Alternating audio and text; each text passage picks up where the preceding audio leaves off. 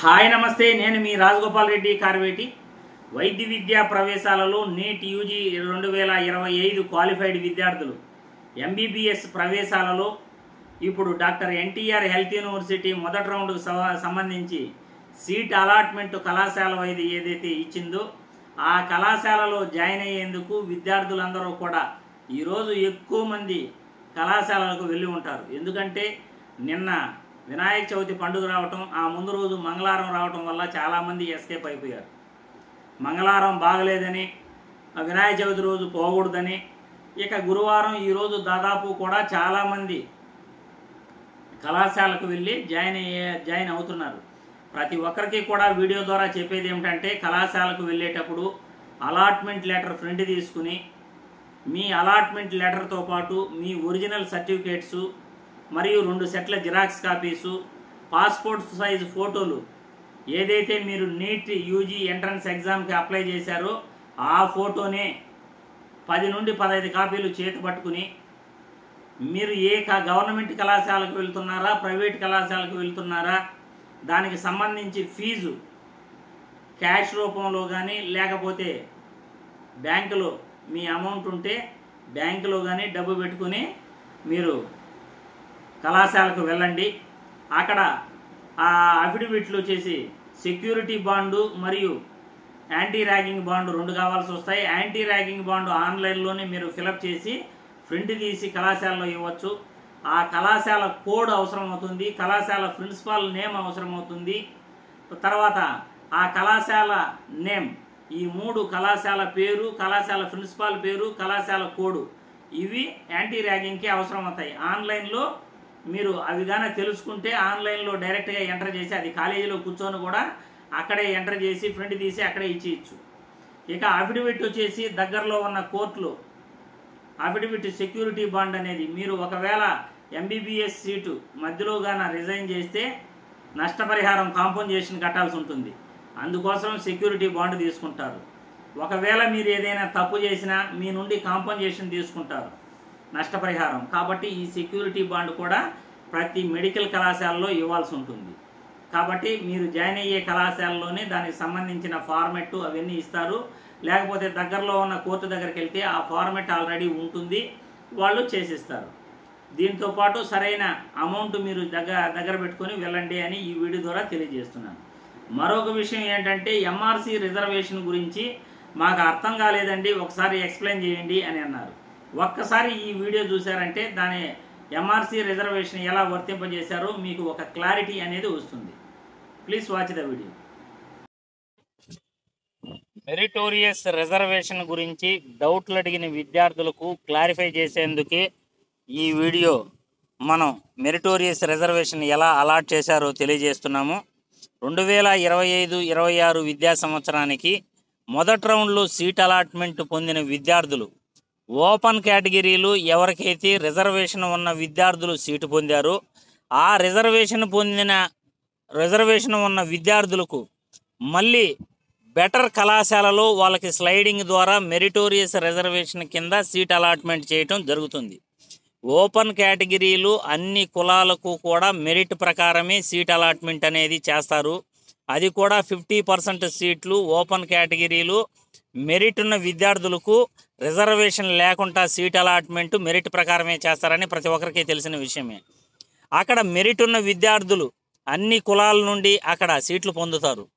ఇక్కడ ఓపెన్ కేటగిరీలు ఎవరైతే సీట్లు పొందారో రిజర్వేషన్ ఉన్న విద్యార్థులకు మళ్ళీ వాళ్ళకి బెటర్ కళాశాలలో ఎంఆర్సీ కింద మెరిటోరియస్ రిజర్వేషన్ కేటగిరీ కింద వాళ్ళని బెటర్ కళాశాలకు ప్రమోట్ చేయటం జరుగుతుంది. అదే ఇక్కడ కూడా జరిగింది.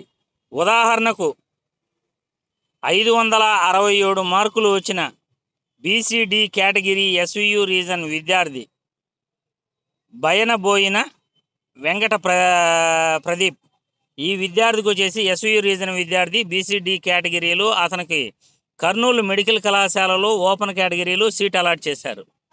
ఇతనికి ఓపెన్ కేటగిరీలో సీట్ వచ్చింది కాబట్టి బెటర్ కళాశాలలో అతనికి స్లైడింగ్ ఇచ్చేందుకు ఇక్కడ 2వ కాలంలో ఆంధ్ర మెడికల్ కళాశాలలో అతను ప్రయారిటీ పెట్టుకున్నాడు, ఫస్ట్ ప్రయారిటీ. కాబట్టి ఆంధ్ర మెడికల్ కళాశాలలో అతనికి ప్రయారిటీ ప్రకారం స్లైడింగ్లో అతన్ని అక్కడికి పంపడం జరిగింది. ఒకవేళ ఆ విద్యార్థి గాన రిపోర్టింగ్ చేయకపోతే అదే కేటగిరీలో మళ్ళీ కర్నూలు మెడికల్ కళాశాలలోనే ఓపెన్ కేటగిరీలో మరొక విద్యార్థికి అదే సీట్ని భర్తీ చేయడం జరుగుతుంది. అంటే ఎంఆర్సి కింద ఎవరైతే పంపారో ఆ విద్యార్థిని ఇప్పుడు ఈ ప్రదీప్ అనే విద్యార్థి, వెంకట ప్రదీప్ అనే విద్యార్థి గాన రిపోర్టింగ్ చేయకపోతే మరొక విద్యార్థికి బీసీడీ కేటగిరీలోనే కర్నూలు మెడికల్ కళాశాలలో మళ్ళీ సీట్ ఇవ్వడం జరుగుతుంది. అదే మూడో కాలం యొక్క మీనింగ్. తర్వాత అతన్ని మెరిటోరియస్ రిజర్వేషన్ కింద బీసీడీ కేటగిరీ ఓపెన్ కేటగిరీలో ఆ రెండో విద్యార్థి ఎవరైతే జాయిన్ అవుతారో మళ్ళీ అతని ప్రియారిటీ ప్రకారం ఆంధ్ర మెడికల్ కళాశాలకు, అంటే బెటర్ కళాశాలకు వీళ్ళే కళాశాల వాళ్ళే అతన్ని ఆటోమేటిక్గా, ఈ కౌన్సిలింగ్ కమిటీ వాళ్ళే ఆటోమేటిక్గా ఆ కళాశాలలో, మంచి కళాశాలలో అతనికి అవకాశం ఇవ్వటం జరుగుతుంది. ఇలా దాదాపు కూడా మెరిటోరియస్ రిజర్వేషన్ పొందిన విద్యార్థులు 835 మంది ఉన్నారు.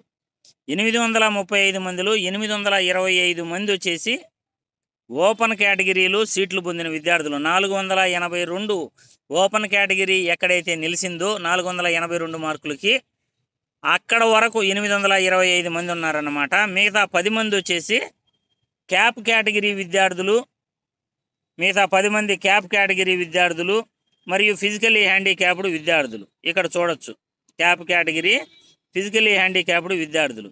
కాబట్టి ఆ విద్యార్థులకు సీట్లు కూడా ఎంఆర్సి కేటగిరీలో అనౌన్స్ చేశారు. కాబట్టి మొత్తం 825 ప్లస్ 10 మంది స్పెషల్ కేటగిరీ విద్యార్థులు, మొత్తం కలిపి 835 మందికి సీట్ అలాట్మెంటు చేయటం జరిగింది.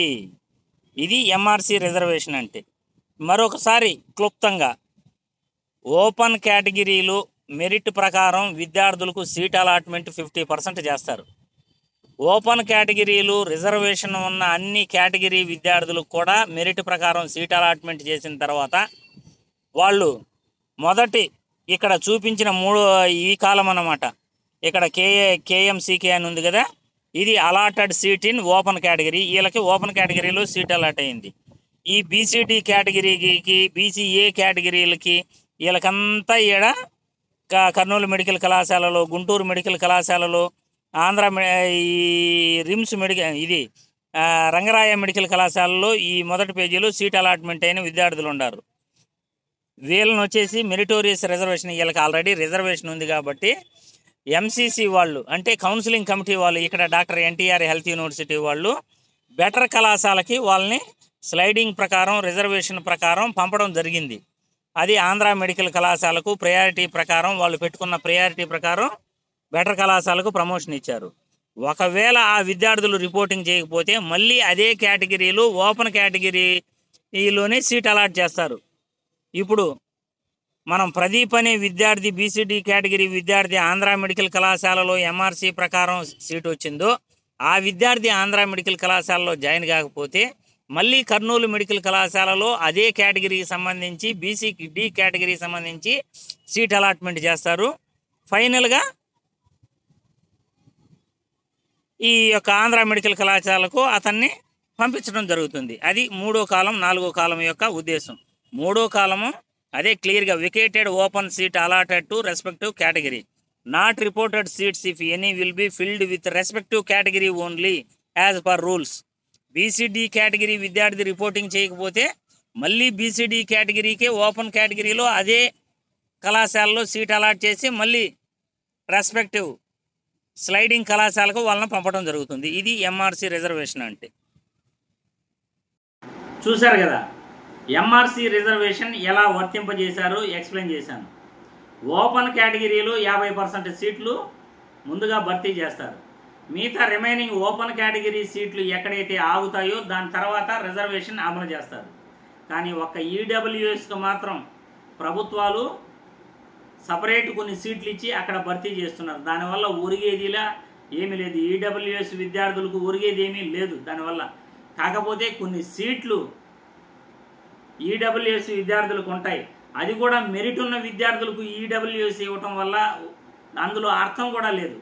ఎందుకంటే మెరిట్ ఉన్న విద్యార్థులకు ఈడబ్ల్యూఎస్ ఇచ్చినా ఇవ్వకపోయినా సీట్ అనేది వాళ్ళకు వస్తుంది. ఓపెన్ కేటగిరీ తర్వాత ఈడబ్ల్యూఎస్ గాన వర్తింపజేస్తే అప్పుడు ఆ ఈడబ్ల్యూఎస్ అనేది విద్యార్థులకు మేలు జరుగుతుంది. లేకపోతే మెరిట్ ఉన్న విద్యార్థి ఓపెన్ కేటగిరీలోనే తనకు నచ్చిన కళాశాల సంపాదించుకోగలడు.